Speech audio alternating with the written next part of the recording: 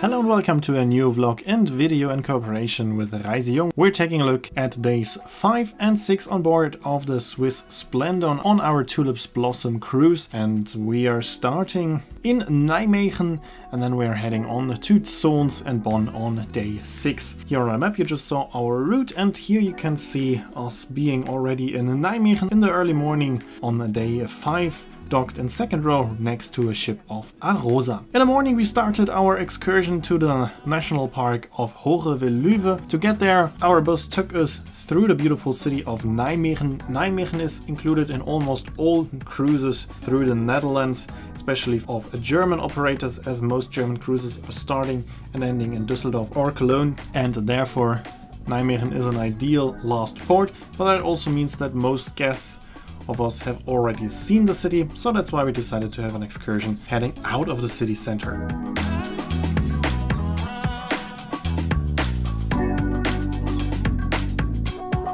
Here we can see our beautiful Swiss Splendor docked in the Nijmegen, and we then crossed the Waal and the so-called Spiegelwaal, which is a project protecting the city against high waters. We then reached Arnhem, also a very interesting destination. Unfortunately, they are still renovating the docking location for river cruise ships, and the only existing locations are occupied by refugee ships, so currently it's not possible to dock in Arnhem. But hopefully it will be possible again in the next season. We went a bit through the beautiful city of Arnhem and then we reached the nature. Our destination today in this excursion is the National Park Hoge Veluwe, with a very unique landscape. At some parts you feel like being in the middle of Africa instead of the Netherlands. A lot of people are visiting the Kröller-Müller Museum, which is an art museum, but we decided to make it a tour which we call a panoramic tour, meaning that everybody can join the tour. There's not much walking included, and all walking does not have to be done, it's just optional, so it's a very easy excursion. That's why we're also taking our bus directly into the national park. Usually you park at the entrance and then you either take a bike or you walk,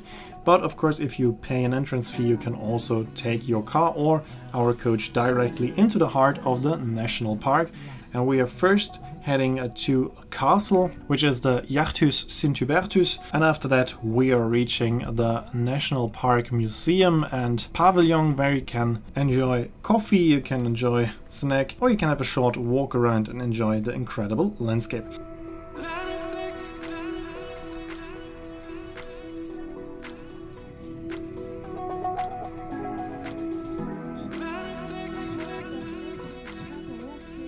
Here you can see the castle, and now we're heading to the central point in the park Pavilion. Here you can see it, a very nice and modern building, and there you can get some souvenirs, you can get some snacks, you can get a nice cup of coffee, or you can take a walk, hike a bit through the landscape. And what's also possible, you can get a bike for free. You don't have to pay, you can just take a bike and go through the national park as long and as far as you want, and then you get to this beautiful part. And if I would have shown you this picture without saying anything, you probably would have thought it's somewhere in Africa, but for sure not in the Netherlands, and that's why Hoge Veluwe is so interesting. After a short bike trip, we headed back to the bus. Here you can see the location where you can just simply take one of the bikes away. You don't need to sign anything, you can just simply take it and do whatever you want with them. But then it was time to take our bus back to the ship. Of course, we took a different route out of the national park to see a bit more of this incredible landscape, and then we went back to Nijmegen, and shortly after arriving back there, we also left our docking location and headed back to Germany. We also saw the Jeffrey Chaucer, the ship that we had earlier in the season, and after lunch we sailed past the so-called Ooipolder, which is also a very beautiful landscape where you can see some interesting animals. You can see some cows directly at the beach or even in the water, and if you are very lucky you can also see the Konig wild horses. Those are actual wild horses living here in this area. You can see them if you're lucky on both sides. We got very lucky, we saw them quite active, we saw them with a foal, so that was very lucky. And we got even luckier because later on we saw them again. We saw multiple herds of them, which is quite rare. If you're lucky, you see them one time. If you're very lucky, you see them 2 times, but I think we saw them 3 or 4 times, which is quite rare. Usually you see them once or not even at all. So we were very, very lucky to see so many of those wild horses. So it's absolutely worth it taking a look out of the window going up to the sun deck when you're leaving Nijmegen heading back to Germany. Here we can see some more of those nice conic wild horses. Very, very lucky, as I said, to see so many of them. We also sailed past a shipyard. That's the Vahali shipyard, where we can see the Spirit of the Moselle, a river cruise ship which was there for final moments of construction. In the meantime, it is already in service.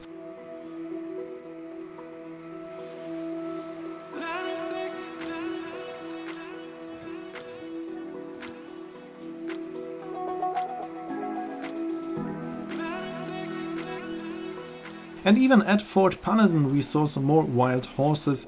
This is the point where we are leaving the Netherlands and now we are back in Germany, approaching the city of Emmerich with this very beautiful bridge, the longest bridge of its kind in Germany. We're also sailing past the city of Emmerich later on this year.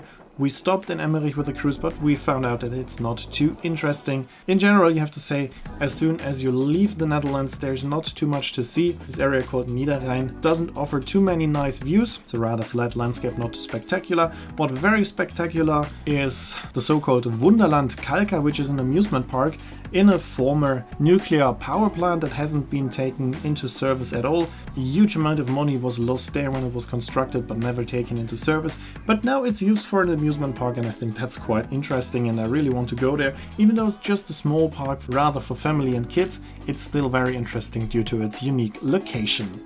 On board it was time for the high tea time, so there was some extra nice bakery. It was very, very nice and delicious.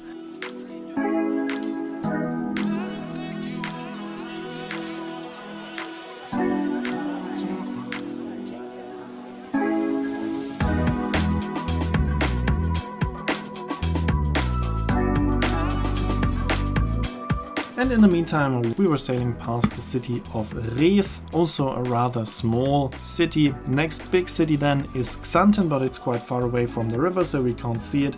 And then we are approaching Wesel. This is the next bigger city, but unfortunately also the city center of Wesel is rather a bit away from the river, so we can only see the industrial port of Wesel and the former railway bridge that has been destroyed in World War II and never been reconstructed. Also, additionally, there is a new bridge, so-called Niederrhein Bridge, Wesel, which we can see here as well. And we can also see the so-called Fährhafen ships. Those are the most powerful ships on the Rhine, transporting coal between the seaports in Rotterdam and the industrial areas of Duisburg. But otherwise, the Niederrhein is not the most interesting part of the Rhine, so it's not my favorite area, but usually you always have to sail there during the day, which has something to do with the schedules of the ships and the working hours of the captains. There are quite a few things you need to remember when making a schedule, which in the end means most of the cruises you will be here during the day. As it was a nice evening and still quite warm, we decided to have a nice Aperol Spritz on the sun deck before dinner. And then we were getting slowly closer to the industrial areas of the Ruhrgebiet, the Ruhr area, where you can see a lot of industrial buildings. First one is the former power plant of Förde, close to Dinslaken, and then you're sailing past Duisburg, which is quite interesting. Whether you would say it's beautiful, that's of course up to you, but for sure it's very interesting. After dinner we met a few oncoming ships. Those are the ships that started in the afternoon in Cologne and are now heading to the Netherlands. So at this part of the river you usually always meet river cruise ships, because there are ships starting in Cologne every single day. And it was a very beautiful and nice sunset, so it was a nice moment to enjoy out on the sun deck.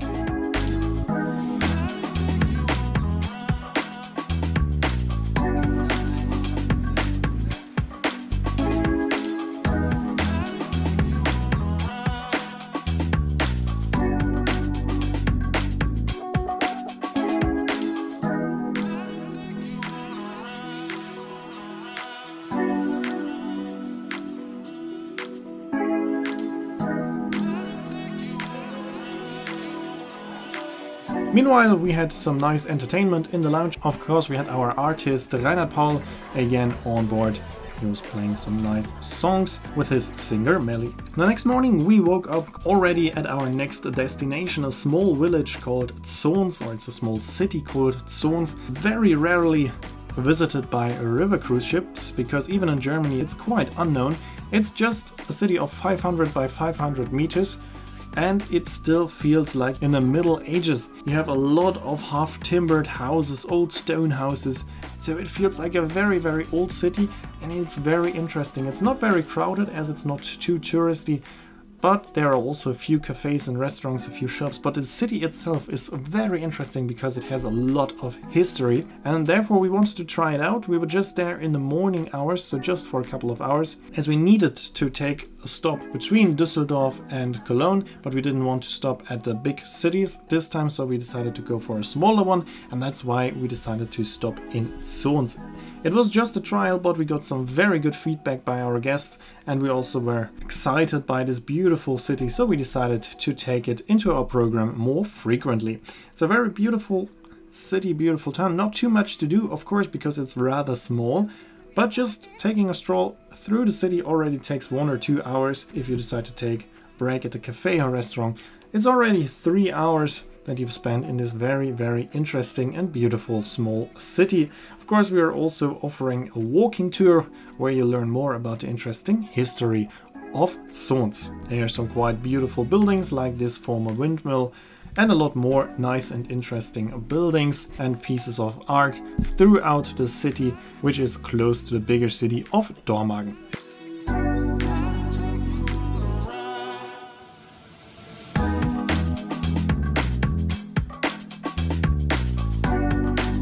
In the city center there's also a big church, and we have a lot of towers all around the city. We then walked back to the ship. You can walk a small hiking path through a field, or you can also take an official way which is paved and of course a bit easier to walk, but it's slightly longer.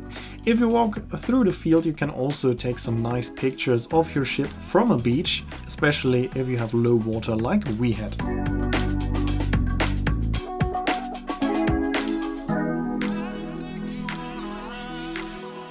At around 10:30 it was already all guests back on board time, and we continued sailing on to Bonn, the former capital of Germany, which is our next destination for the afternoon. Of course, we can still enjoy the view of the towers of Zons, and then a few hours later we are already approaching the city of Cologne. Of course, that's also very beautiful to sail past Cologne, with the famous Cathedral of Cologne and the as well famous Hohenzollern Bridge. Those are the two most famous buildings of the city, and of course always very beautiful and interesting to sail past Cologne. Of course, on many cruises we are also stopping there, but on this cruise we decided to visit the small Zons instead. Meanwhile, also lunch was served, and later on we arrived in the afternoon in Bonn.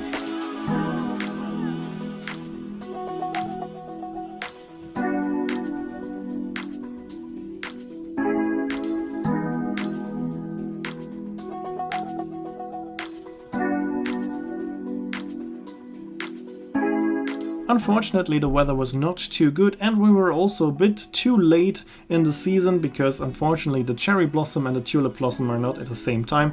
So whilst we had perfect timing for the tulip blossom, we were unfortunately a bit late for the cherry blossom, because Bonn is famous for the cherry blossom. The weather got worse and worse during our short tour through the city, so we shortened it a bit, and in the end the rain got so heavy that we decided to head to the next Motel 1, because Motel 1 offers a very nice bar which is also open for guests that are not staying in the hotel, and they have a few nice drinks of course, but they are especially famous for their gin. They have so many different kinds of gin. It is very interesting. If you're into gin, I can highly recommend going to Motel 1. It doesn't matter which one, they all have such an extensive menu of gin. Back on board, it was time for the Easter dinner. Once again, a very nice special dinner. And in the late night we left Bonn and continued on to our last stop, which will be in Rüdesheim, and that means in the next video we will see the beautiful Middle Rhine Valley and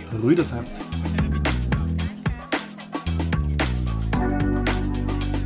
That's it for this video. I hope you enjoyed it. Here you can see when the next video will be uploaded and the name of the song. As always, I'd like to say thanks for watching. Hope you enjoyed the video, and if you did, make sure to comment, like, subscribe or share the video link, and I hope to see you in my next video then.